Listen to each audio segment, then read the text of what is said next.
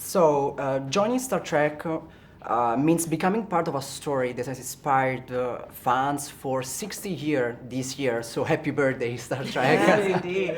And now we are stepping into season 4.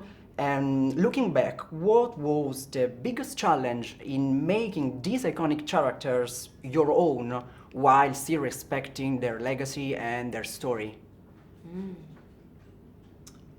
I'll start. I think Yes. with Uhura, I had the real gift of getting to study Nichelle Nichols and her iteration of Uhura and what her Uhura meant to her. And then I had to do the very smart actor thing and try not to focus too much on it, because we as human beings, we don't live our present aware of who we are to become in the future. And so what I hoped to do with my Uhura is to give her a very human beginning.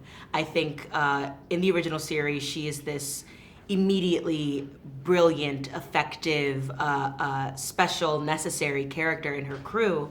And I think it was really interesting to spin a version of her that starts very internal and very inward facing, and to be able to tell the story of her blossoming and blooming over these past 4 seasons has been a real gift and a real treat. I think in the case of my character, number 1, Una Chin Riley, because Majel Barrett Roddenberry, who created the role, only had 13 minutes of screen time in the original pilot, which was scrapped. There wasn't much to go on, which actually gave us a lot more freedom to flesh out the character. And it was really kind of just a jumping off point for our writers to figure out what this character was all about. So I think in some ways I was a little disappointed not to have more than 13 minutes of screen time to study what Majel did.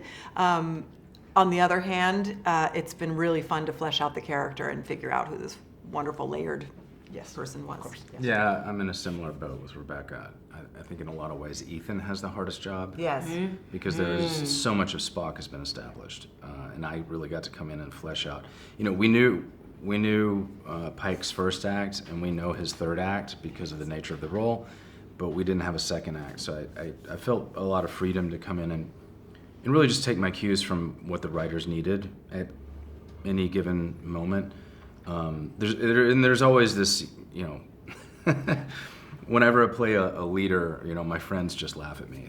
They think it's hilarious that I would be a captain or you know, or like Bill. Mean. Yeah, you're a great captain. It's true. When we go camping, I'm the guy who gathers the firewood, right?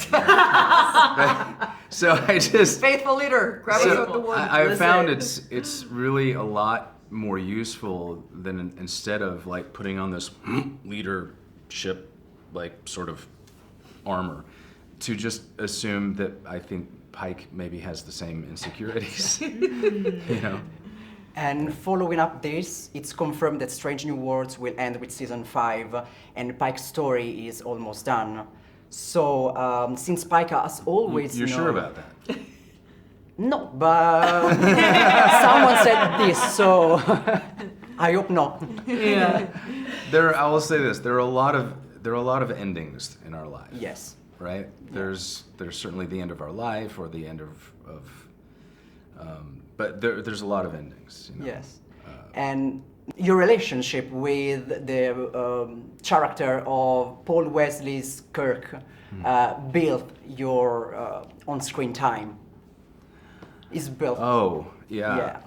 That's been a lot of fun, is figuring out with Paul what he's learning from Pike, what he's taking from Pike. And me as an actor who grew up a Star Trek fan, I quite often will steal from Shatner. Right. Mm-hmm. You know, certainly. I mean, the way that you know, when at the end of the first modern Star Trek movie, Chris Pine at the end, there's a scene where he walks across the bridge and sits in the seat, and he nailed it. Just nailed how Shatner sits in that chair. And I just arbitrarily decided I'm going to try to do better than that. And? It's up to you to decide. And now a question for your both characters. So for Rebecca, according to you, why number one is such a strong role model? And why female characters in sci-fi and how female characters in sci-fi are evolving today? And for you, Celia, why do you think it's important to show Yura learning, making mistakes, and growing into the person we know she became for sure? Okay. You go first, Rebecca. Yeah, I think as an important member of society, it's important to uphold the tenets of society, which include protocol, following rules, the basics, not stealing, not lying. I think Una really stands for these things, and really wants to represent Starfleet in the greatest way possible. And she's a stickler for protocol. She's a rule follower. I kind of am myself also. My mama raised me right. And the second part of your question, how does female character in sci-fi are evolving today? It's interesting because I have now built a career that is largely in this sort of these niche sci-fi comic book genres, and it wasn't by any grand design. Your character path comes how it comes, but I have discovered throughout my career that the best female characters are within these niche genres. Strong, layered, wonderful female characters. Yes.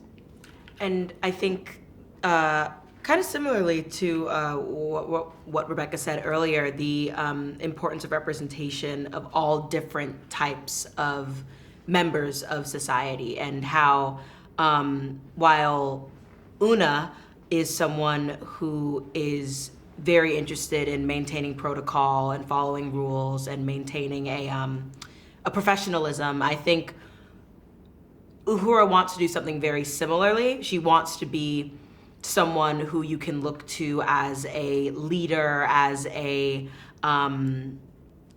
someone worthy of all of the respect and responsibility she has been given.